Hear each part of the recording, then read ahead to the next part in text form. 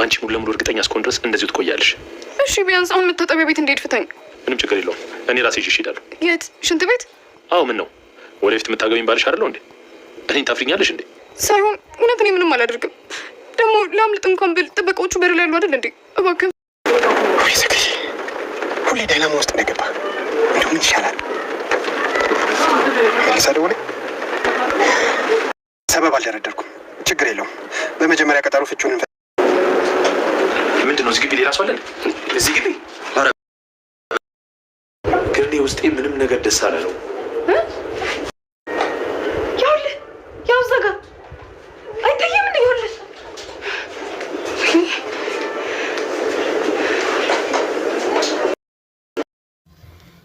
ሎሚ እውነትም ሞታለች። ነገር ግን የገደላት ዶክተር ሮቤል ሲሆን ሱራፌል ግን እኔ ገድያታለሁ እያለ እየተጸጸተ ይገኛል። ከጓሮም ለመቅበር እንግዲህ የመቅበሪያ ቦታ እያዘጋጀና እያስማሰብ ነው የሚገኘው። ዶክተር ሮቤል አሁን ላይ ሉሲን በፍቅር እየቀረባት ይገኛል። ነገር ግን ሉሲ ይሄ ማስመሰሉ እንደሆነ አውቃለችና ሬሳ ለመቅበር ወደ ጓሮ በሚዞሩበት ሰዓት መታ ጥለዋለች። ሱራፌል የተለያዩ ምክንያቶችን አቅርበው ዛሬ ከወንጀል ነጻ ቢሆንም ነገር ግን ፖሊሱ ዛሬም እፊታቸው ላይ ጥርጥርን አይቶባቸዋል።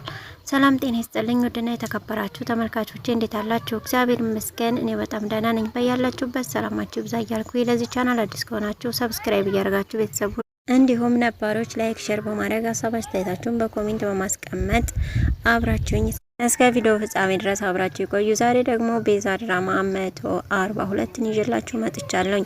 እንግዲህ በባለፈው ፓርት ላይ ሱራፌል እኔ ሰው ገድያለሁኝ፣ ስለዚህ እጄ ለፖሊስ መስጠት አለብኝ ነው እኮ ምላችሁ፣ በቃ ተውኝ፣ እኔ ራሴን ለፖሊስ አሳልፌ መስጠት አለብኝ እያለ ሲያወራ ነበረ። ኢንስፔክተሩ ከሉላ ክፍል ሲወጣ እየሰማቸው እንግዲህ ፖሊሱ ምንድነው የምን ፖሊስ ነው የምን መግደል ነው የምታወሩት በማለት ጠይቋቸው ነበረ። እነሱም ግን ሶስቱም አፍጠው ነበረ ደንግጠው የሚመልሱት ያጡት። ፖሊሱም ጥያቄውን ቀጥሏል። ምንድነው የሰማሁት? ስለምን ፖሊስ ስለምን ወንጀል ነው የምታወሩት? ንገሩ በማለት ይናገራል። አይ ምንም እኮ አይደለም፣ ስለ ሌላ ጉዳይ ነው የምናወራው፣ ስለ ግል ጉዳይ ነው በማለት ሳሚ መልሷል። ነገር ግን አሁንም ፖሊሱ ጥርጣሬ ላይ ነው።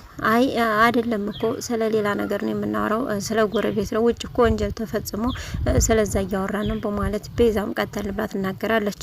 ማለት ለምንድን ነው የምትደብቁኝ? እናንተ ውስጥ የሚደባበቅ ነገር ለምን ታደርጋላችሁ? እስከ መቼ ነው ግን እንደዚህ የምትኖሩት? ስለዚህ የተፈጠረውን ነገር ለምንድን ነው ለፖሊስ ማሳወቅ የማትፈልጉት በማለት ይጠይቃል። እሱም እንግዲህ አረ ምንም የተፈጠረ ነገር የለም፣ ስለ ሌላ ነው የምናወራው በማለት ይናገራል። ሱራፌልን ለብቻው ላውራው እናንተ ልትወጡ ትችላላችሁ ቢልም ሱራፌል ግን አይ ምንም ችግር የለም እማወራውም የለኝም በማለት ነው የመለሰው። ከዚህ ተፈራህ ደግሞ እዛው ፖሊስ ጣቢያ መጥተህ መናገር ትችላለህ በማለት ይናገራል።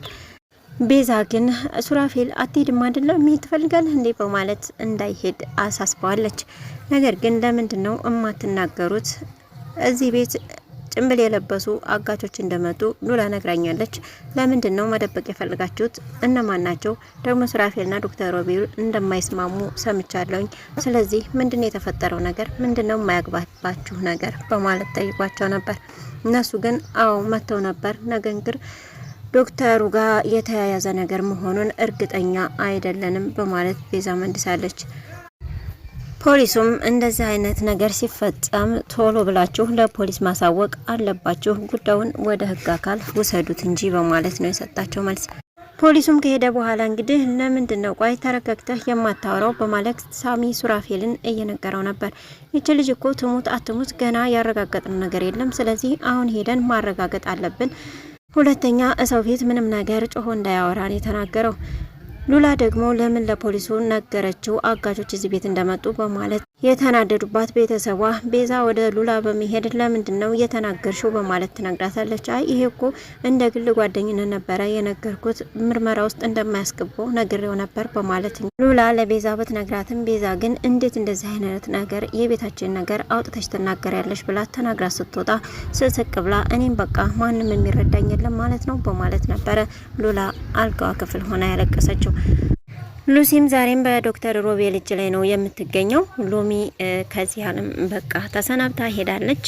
ማለትም አሁን ላይ ዶክተሩ የሚያስበው ሱራፌል ገደላት ተብሎ እንዲነገር ነው። ነገር ግን ጓሮ ሊቀብራት ቀብር እያስማሰ ነው የሚገኘው።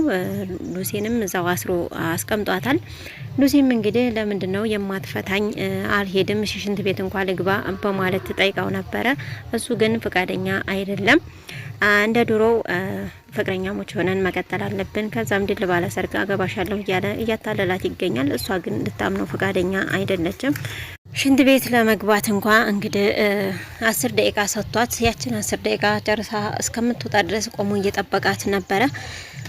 ለጠባቂዎቹም ጉድጓድ እንድትምሱልኝ እፈልጋለሁ ተጓሩ በማለት እንግዲህ አስቆፍሯል። አብረህ ነው ወይ ከነሱ ጋር የምትቀብራት በማለት እንግዲህ ሉሲም ጥያቄ አቅርባ ነበረ። ነገር ግን እና ታዲያ ምሰው ማን ሊቀብራት ነው በማለት ነበር የመለሱት። እኔ እናንተ ብቻ ብንቀብራት ጥሩ ነው፣ ይሄ ሚስጥር እነሱ ጋር መካፈሉ ለምን አስፈለገ? ምናልባት በኋላ አደጋ ሊያመጣብን ይችላል። ስለዚህ እኔ እናንተ ብቻ ጉዳዩን እንፈጽመው በማለት ሉሲ ሀሳብ አምጥታ እንግዲህ ሀሳቡንም ተቀብሏታል። እነሱን ወደ አንድ ቦታ ከላከ በኋላ እንግዲህ ቀብሩን ለመፈጸም ሬሳውን ይዘው ከቤት ሲወጡ ከውጪ የሚንኮሻኮሽ ነገር አለ በማለት ይጠራጠራሉ። ቤዛም ከቤት ወጥታ ስለጠፋችባቸው አሁን ላይ ሳሚና ሱራፌል እየፈለጓት ነው የሚገኙት። ምናልባት ቤት ገብታ አግቷት ሆነ አግኝቷት ሆነ እያሉም እያሰቡ ይገኛሉ። ነገር ግን ማንም አላገኛትም እሷን። ሳሚም አንተ እዚህ ሆነ ቃኝ፣ እኔ እዚህ ጋር ቀስ ብዬ ገብቼ ላያቸው በማለት እንግዲህ ወደ ግቢ ሊገባ ሳሚ እያሰበ ነው። ሱራፌልና ዶክተር ሮቤልና ሉሲም ሬሳውን ሊቀብሩ እንግዲህ እየወጡ ባለበት ሰዓት የሆነ ድምጽ ይሰማኛል፣ እዛ ጋ ያውና ሰው አለ እኮ ይታየኛል እያለችው እንግዲህ እኔም እየተጠራጠርኩ ነው ይሄ ነገር በማለት ከፊት ቀድሞ እንግዲህ ለማየት ግቢ የገባውን ሰው ለማየት ወደ በሩ ወጣ ሲል ከኋላ እንግዲህ የሆነ እንጨት አንስታ ዶክተሩን ለመምታት አስባለች። ሉሲ ትመታውና ትጥለው ይሆን ወይንስ ደግሞ ምን ይፈጠር ይሆን? በቀጣይ የምናየው ነው የሚሆነው። ነገር ግን አሁን ላይ ሳሚ ምናልባት ሲቀብሩ ካያቸው ለሱራፌል ገደለ ተብሎ የመጣበትን ጣጣ ሬሳ ዛኔ ያለው እነሱ ናቸው የገደሉት ብሎ ምናልባትም ዶክተር ሮቤል ችግር ላይ ሊወርቅ ይችላል። በቀጣይ ቪዲዮ ደግሞ እንደሚከሰት ተከታትዬ ማቀርብላችሁና እስካሁን አብራችሁ ስለቆያችሁ እጅግ በጣም አመሰግናለሁ። ለቻናሉ አዲስ ከሆናችሁ ሰብስክራይብ እያደረጋችሁ ቤተሰብ ሆኖ በያላችሁበት ሰላማችሁ ይብዛ። ሰላም ለሀገራችን ይሁን፣ ሰላም ለሕዝባችን።